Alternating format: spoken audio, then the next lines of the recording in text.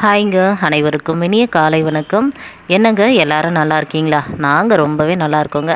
நீங்களும் உங்கள் வீட்டில் இருக்கிற எல்லாருமே ஹாப்பியாகவும் ஹெல்த்தியாகவும் இருப்பீங்க அப்படிங்கிற ஒரு நம்பிக்கையோட இன்றைக்கி இந்த விளாக்குள்ளே போயிடலாம்.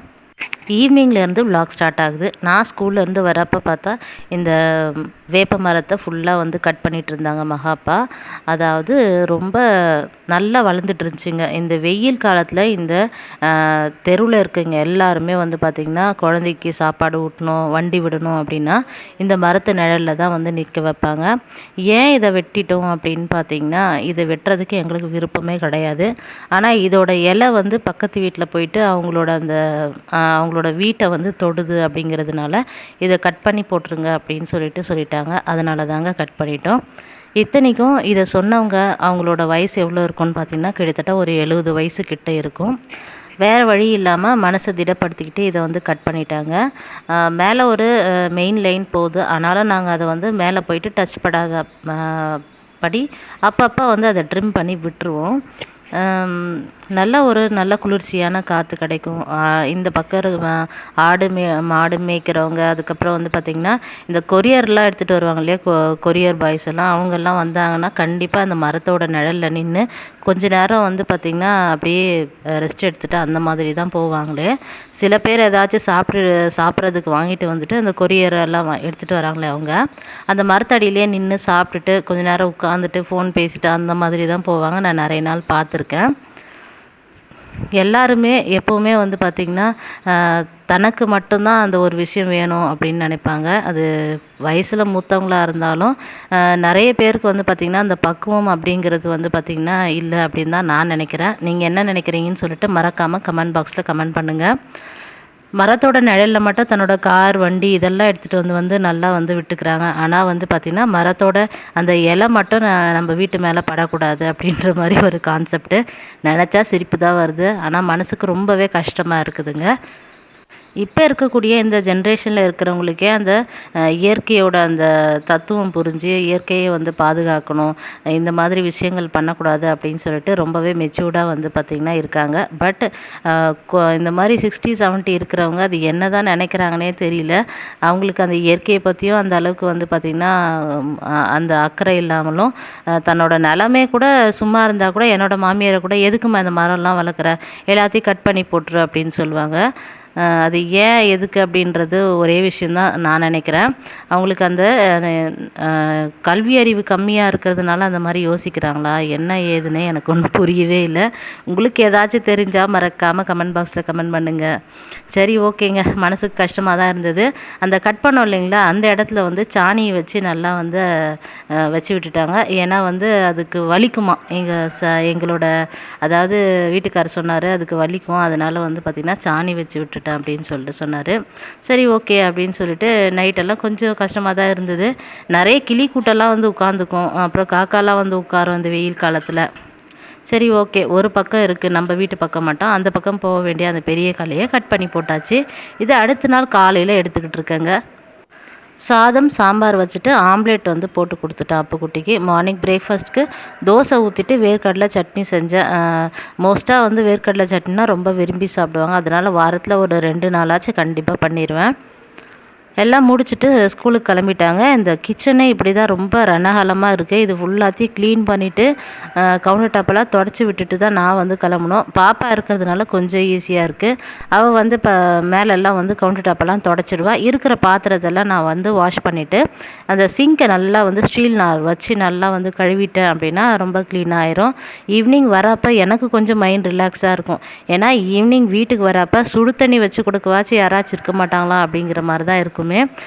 யாராச்சும் அந்த டைமில் வேலைக்கு போயிட்டு வரோம் இல்லைங்களா, அந்த டைமில் யாராச்சும் காஃபியோ டீயோ தண்ணியோ வச்சு கொடுத்துட்டாங்க அப்படின்னா அவங்க தாங்க தெய்வமே. அந்த அளவுக்கு வந்து டயர்டாக இருக்கும். ரொம்ப வந்து பார்த்திங்கன்னா ஒரு நாள் 2 நாள் போகிறதுக்கு இன்ட்ரெஸ்டிங்காக இருக்கும். ஆனால் தினமுமே நம்ம ஒர்க்குக்கு போயிட்டு வந்து அதுக்கப்புறம் சமைக்கணும் அப்படிங்கிறது ரொம்பவே கஷ்டமான விஷயந்தான். நைட்டு வந்த பிறகு பாப்பாவுக்கு வந்து அம்மா எனக்கு கொஞ்சம் ரொம்ப ஹீட் ஆன மாதிரி இருக்குது, அதனால் வெறும் மிளகா கிள்ளி சாம்பாரே வச்சுருங்க, எனக்கு சாதம் கொஞ்சமாக வடிச்சிருங்க, நான் ஒரு 6:30 7 o'clockலாம் சாப்பிட்றேன், 7:30க்கெலாம் அப்படின்னு சொன்னால். அதனால் ஈவினிங் வந்தோடனே கையோட சின்ன குக்கரில் கொஞ்சமாக பருப்பு போட்டு ஒரு 4 தக்காளி காஞ்ச மிளகா கிள்ளி போட்டு ஜீரகம் பெருங்காய பொடி மஞ்சள் பொடி இதெல்லாம் போட்டுட்டு ஒரே ஒரு ட்ராப் வந்து எண்ணெய் விட்டு மூடி வச்சிட்டோம் அப்படின்னா நல்லா சூப்பராக வந்து வெந்துடும் துவரம்பருப்பு. நாம் இது அதிகமாக வேக வச்சிட்டோம்னா சாம்பார் டேஸ்ட்டாக இருக்காது. அதனால் ஒரு விசில் இல்லைன்னா 2 விசில் அவ்வளோதான், அது மட்டும் விட்டுட்டு நம்ம சட்டியில் வச்சு கடைஞ்சி வச்சோன்னா தேவாமிர்தமாக இருக்குங்க. இந்த பருப்பு சாம்பார் அவ்வளோ டேஸ்ட்டாக இருக்கும். விசில் அதிகமாக விட்டுட்டோம் அப்படின்னா ஒரு மாதிரி வந்து குழ குழன்னு அந்த கன்சிஸ்டன்சி நல்லாவே இருக்காது. பருப்பு திட்டமாக வேக வச்சோன்னா பருப்பு சாம்பாரை விட சுவையானது வேறு எதுவுமே கிடையாதுன்னு தான் சொல்லுவேன். கிராசரி ஐட்டம் ஒன்று ஒன்றா தீர நான் அப்போவே வந்து இதெல்லாம் பாட்டில்லாம் கழுவி காய வச்சுட்டு ஒவ்வொன்றா ரீஃபில் பண்ணிடுவேன். ஒட்டுக்காய் எடுத்து வாஷ் பண்ணி எடுத்து வைக்க மாட்டேன். பொங்கல் டைமில் மட்டும்தான் அந்த மாதிரி வந்து க்ளீன் பண்ணுவேனே. இன்றைக்கி நாம் என்ன தலைப்பு பார்க்க போகிறோம் அப்படின்னு பார்த்திங்கன்னா, ரொம்ப இன்ட்ரெஸ்டிங்கானது குறிக்கோள். குறிக்கோள் அப்படிங்கிறது எவ்வளவு முக்கியம் அப்படின்னா, நம்ம வீட்டிலேருந்து ஒரு இடத்துக்கு போகிறோம் அப்படின்னா அந்த டைமில் நம்ம எந்த இடத்துக்கு போகிறோம், எத்தனை மணிக்கு போகிறோம் அப்படின்னு சொல்லிட்டு ஒரு டைமை ஃபிக்ஸ் பண்ணுறோம் இல்லையா, அது ஒரு குறிக்கோள் தான். ஏன்னா இந்த நேரத்தில் இந்த இடத்துல போயிட்டு நம்ம அடைய போகிறோம் அப்படின்னு நம்ம நினைக்கிறோம் இல்லைங்களா, அது ஒரு குறிக்கோள் தான். சின்ன ஒரு அரை மணி நேரத்துக்கு பயணத்துக்கே நாம் வந்து ஒரு குறிக்கோளை ஃபிக்ஸ் பண்ணுறப்ப நம்மளோட வாழ்க்கை எவ்வளோ பெரிய வாழ்க்கைங்க. அதாவது நம்ம சொல்கிறோம் ரொம்ப பெருசு. 60 சராசரியாக ஒரு மனிதனோட ஆயுட்காலம் 60லேருந்து 70 வரைக்கும்ன்றதே ரொம்ப பெருசு தான். இப்போல்லாம் 50 அப்படிங்கிறதே ரொம்ப பெரிய விஷயமா இருக்குது. அப்படி இருக்கிற பட்சத்தில் நாம் வாழ்க்கையில் நம்ம இந்த உலகத்தில் பிறந்தோம், ஆனால் என்ன சாதிக்க போகிறோம், நம்ம என்ன பண்ண போகிறோம் அப்படின்னு சில பேர் தெரியாமையே நம்மளோட வாழ்க்கையை வந்து ஓட்டிக்கிட்டு இருப்போம். அந்த மாதிரி எந்த ஒரு குறிக்கோளும் நம்ம இல்லாமல் இருந்தோம் அப்படின்னா கண்டிப்பாக நம்மளோட பயணம் ஒரு நல்ல பயணமாக இருக்கவே இருக்காதுங்க. நிறைய பேர் வந்து பார்த்திங்கன்னா எந்த ஒரு குறிக்கோளும் இல்லாமல் தான் இருக்காங்க. குறிக்கோள் இல்லாத வாழ்க்கை வந்து திசை தெரியாத ஒரு பயணத்துக்கு சமம்.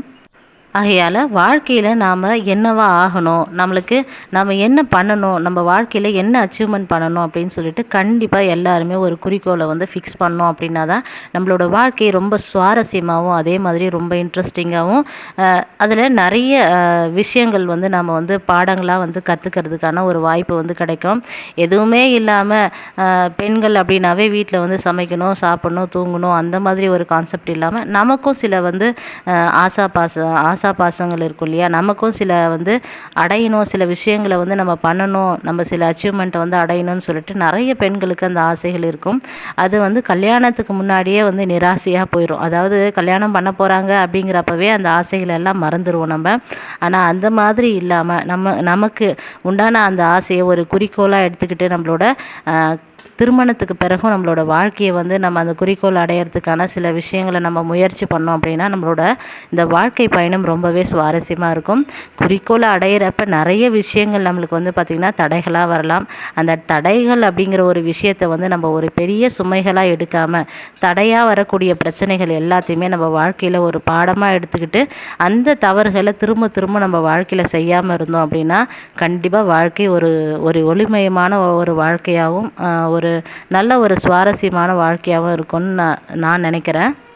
யாரெல்லாம் வாழ்க்கையில் குறிக்கோள் இல்லாமல் இருக்கீங்களோ கண்டிப்பாக ஒரு குறிக்கோளை தேர்ந்தெடுங்க. அது படிப்பு சம்மந்தமாகவும் இருக்கலாம், இல்லைனா உங்களோட வாழ்க்கையில் ஏதோ ஒரு பிஸ்னஸ் பண்ணணும், இல்லை ஏதோ ஒரு வாழ்க்கையில் ஒரு அச்சீவ்மெண்ட் பண்ணணும் அப்படின்னு நீங்கள் நினைப்பீங்க இல்லையா, அதுதாங்க நம்மளோட குறிக்கோள். ஒரு ஆசை இருக்கும் இல்லையா, நான் இதுவாகணும், நான் இது பண்ணணும் அப்படின்னு சொல்லிட்டு அதை தான் குறிக்கோள்னு சொல்லுவாங்க.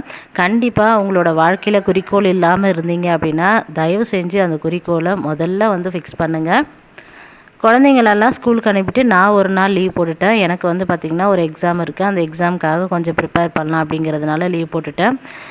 டைம் டேபிள் வந்து கொடுத்துட்டாங்க. எப்போவுமே வந்து இந்த டைம் டேபிள் எடுத்து நான் வந்து எங்கேயாச்சும் வச்சுட்டேன்னா மறந்துடுவேன். அதனால் வந்து இந்த ஐடி கார்டெல்லாம் போடுவோன்னே அந்த பேட்ச்லேயே வந்து போட்டு பர்ஸில் வந்து வச்சுட்டேன் அப்படின்னா தான் எனக்கு வந்து ஈஸியாக இருக்கும். நிறைய பேர் டிஎன்பிஎஸ்சி எக்ஸாமுக்கு படிக்கிறதுக்கு ரொம்பவே கஷ்டப்படுவாங்க. அதாவது குரூப் 4 கூட நம்ம அப்ளை பண்ணிடுவோம். ஆனால் 2க்கும் 1க்கும் நம்ம அப்ளை பண்ணவே மாட்டாங்க நிறைய லேடிஸ். அதுவும் நான் சொல்கிறது இப்போ இருக்கக்கூடிய காலகட்டத்தில் இருக்கக்கூடிய குழந்தைகளை நான் சொல்லவே இல்லைங்க. ஒரு 30+, 35+ இருப்பாங்க இல்லையா, அந்த மாதிரி சொல்கிறேன். அந்த மாதிரி நினைக்கவே நினைக்காதீங்க. நம்ம மேலே நம்பிக்கை வைக்கணும். நாமளே நம்பலை அப்படின்னா கண்டிப்பாக அடுத்தவங்க எப்படி நம்புவாங்க? நம்மளை ப்ரூஃப் பண்ணுறதுக்கான ஒரு வாய்ப்பு அப்படின்னு நம்ம எடுத்துக்கிட்டு கூட இந்த மாதிரி காம்படிட்டிவ் எக்ஸாம்லாம் கண்டிப்பாக நம்ம ஹார்ட் ஒர்க் பண்ணி படித்தோம் அப்படின்னா கண்டிப்பாக ஒரு நல்ல ஒரு வாழ்க்கை அப்படிங்கிற ஒரு விஷயம் எல்லாருக்குமே கிடைக்கும். அதே போல் வாய்ப்புகளை பயன்படுத்தணும். நம்ம ஒரு குறிக்கோளை நோக்கி ஓடிக்கிட்டு இருக்கோம். இப்போது ஒரு எக்ஸாம்பிளுக்கு ஒரு எக்ஸாம் படிக்கிறோம், அப்படி இல்லை ஒரு பிஸ்னஸ் பண்ணுறோம் அப்படின்னா அந்த டைமில் நமக்கு நிறைய ஆஃபர் வரும். இப்போ எக்ஸாம்னால் ஒரே எக்ஸாமுக்கு படிக்காமல் நம்ம நிறைய எக்ஸாமுக்கு அப்ளை பண்ணணும். இப்போ ஒரு பேங்க் எக்ஸாமாக இருக்கலாம், அப்படி இல்லைனா competitive exam group 1, group 2, group 4 வருது. அதுக்கப்புறம் டிசிபிஓன்னு சொல்லிட்டு ஒரு எக்ஸாம் வருது. இந்த மாதிரி நிறைய எக்ஸாம் வருதுங்க. ஒரே விஷயத்தை நோக்கி நம்ம ஓடாமல் நிறைய விஷயங்களுக்காக நம்ம போராடணும் அப்படின்னா கண்டிப்பாக ஒன்று இல்லைனாலும் ஒன்று நம்மளால் அச்சீவ் பண்ண முடியும். நான் எடுத்த உடனே குரூப் 1க்கு நம்ம குரூப் 2க்கு ப்ரிப்பேர் பண்ணுறோம் அப்படின்னா கண்டிப்பாக குரூப் 1 இல்லைனா குரூப் 2 கிளியர் பண்ணலாம். அப்படி இல்லைனா குரூப் 4 கிளியர் பண்ணிடலாங்க. நம்ம லாஸ்ட்டாக இருக்கிற ஒரு விஷயத்தை ஃபஸ்ட்டு நம்ம ப்ரிப்பேர் பண்ணோம் அப்படின்னா நம்ம அதை விட ரொம்ப கீழே தான் போக வேண்டிய சூழ்நிலை வரும். அதனால் குறிக்கோள் வைக்கிறவங்க உயர்ந்த இலக்காக பார்த்து வைங்க. அதுதான் ரொம்பவே நல்லது. வாழ்க்கையில் பிறந்தோம் இறந்தோம் அப்படின்னு இல்லாமல் நம்ம வாழ்க்கையில் பிறந்தோம், சாதித்தோம், இறந்தோம். அதாவது ரொம்ப பெரிய சாதனைலாம் நான் சொல்ல மாட்டேன். ஏதோ நம்மளால் முடிஞ்ச சாதனை, நம்மளோட ஃபேமிலிக்கு நம்மளால் என்ன பார்த்திங்கன்னா சப்போர்ட் பண்ண முடியுமோ அதை தான் நான் சொல்கிறேன். அந்த மாதிரி பண்ணணும் அப்படின்னா கண்டிப்பாக நம்ம வாழ்க்கையில் குறிக்கோள் இல்லாமல் இருந்தீங்க அப்படின்னா இனியாச்சும் நம்ம அந்த குறிக்கோளை ஃபிக்ஸ் பண்ணுங்கள். வாழ்க்கையில் அந்த குறிக்கோளை நோக்கி அந்த பயணத்தை செலுத்துங்க. அந்த பயணத்தின் போது நிறைய பிரச்சனைகள் வரலாம். ஒவ்வொரு பிரச்சனையிலிருந்தும் நம்ம நிறைய விஷயங்களை நம்மளோட வாழ்க்கை பாடமாக எடுத்துப்போம். ஏன்னா நம்மளுக்கு அந்த விஷயத்தை அடையாமல் இருக்கிறதுக்கு தோல்வின்னு சொல்லுவோம் இல்லையா, அந்த தோல்வி ஒவ்வொரு முறையும் நம்ம தோல்வி அடைகிறப்போ ஒவ்வொரு விஷயத்தையும் நம்ம கற்றுப்போம். அதுக்கு அடுத்து நம்ம அந்த தவறை கண்டிப்பாக பண்ணவே மாட்டோங்க. அப்படின்னு பண்ணுறப்ப நம்ம 1, 2, 3, 4, 5 முறை நம்ம முயற்சி பண்ணாலும் தப்பு கிடையாது. எந்த அளவுக்கு நம்ம தோல்வி அடைகிறோமோ அந்த அளவுக்கு நம்ம நிறைய பக்குவங்களை அடைவோம். இந்த வீடியோ உங்களுக்கு கண்டிப்பாக ஒரு பயனுள்ள வீடியோவாக இருந்திருக்கும்னு நான் நம்புகிறேன். இது என்ன செடின்னு பார்த்தீங்கன்னா ட்ராகன் ஃப்ரூட் செடி தான். நான் அமேசானில் ஆர்டர் பண்ணி வச்சுருக்கேன். கொஞ்சம் வளர்ந்த பிறகு நிலத்தில் எடுத்துகிட்டு போயிட்டு வச்சிடலான்னு சொல்லிட்டு பக்கத்துலேயே பரண்டை, ஒரு சின்னதாக ஒரு குரோட்டான்னு சொல்லிட்டு நிறைய வச்சுருக்கேன்.